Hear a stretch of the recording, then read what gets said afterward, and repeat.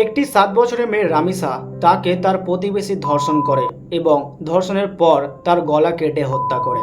ঘটনাটি ঘটে 2026 সালের 19 মে বাংলাদেশের রাজধানী ঢাকার মিরপুরের পল্লবীতে। দ্বিতীয় শ্রেণীর স্কুল ছাত্রী 7 বছরের একটি মেয়ে রামিসা আক্তার। সেদিন প্রতিবেশী সোহেল রানা, পেশায় অটোরিকশা মেকানিক, যাকে অনেকে জাকির বলতো, সকালে 9:30টার দিকে পাশের বাসার রামিসাকে দেখতে পেয়ে সোহেল তাকে ডেকে নেন।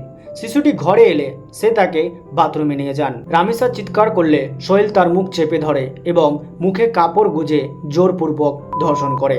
শিশুটির জ্ঞান হারালে মারা গেছে বলে অনুমান করেন সোহেল। তারপর পরবর্তী বিষয়টিকে ধামাচাপা দেওয়ার জন্য এবং প্রমাণ নষ্ট করার উদ্দেশ্যে তার নৃশংসভাবে গলা কেটে হত্যা করে। এবার রামিসার মৃতদেহ উদ্ধার হয়। সেদিন 10:30টার দিকে তার বড় বোনের সঙ্গে শিশুটির স্কুলে যাওয়ার কথা ছিল। হঠাৎ তাকে পাওয়া যাচ্ছিল না। তার মা দেখেন পাশের ফ্ল্যাটে দরজার বাইরে শিশুটির পায়ের একটি জুতা পড়ে আছে। তখন পাশের ফ্ল্যাটের দরজায় নক করা হয়। ভেতর থেকে বন্ধ হওয়া দরজাটি খোলা হচ্ছিল না। অনেক সময় ধরে নক করা হলেও দরজা খোলা হয়নি। এতে সন্দেহ আরও বাড়ে। পরে বিষয়টি পুলিশকে জানানো হয়। পুলিশ এসে দরজা ভেঙে ভিতরে ঢুকে শিশুটির লাশ পায়।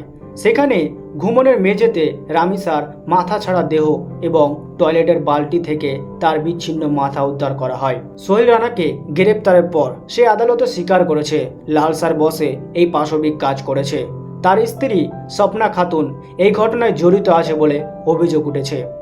এই ছিল বাংলাদেশের 7 বছরের রামিসা আক্তারের মর্মান্তিক বিস্তারিত প্রতিবেদন।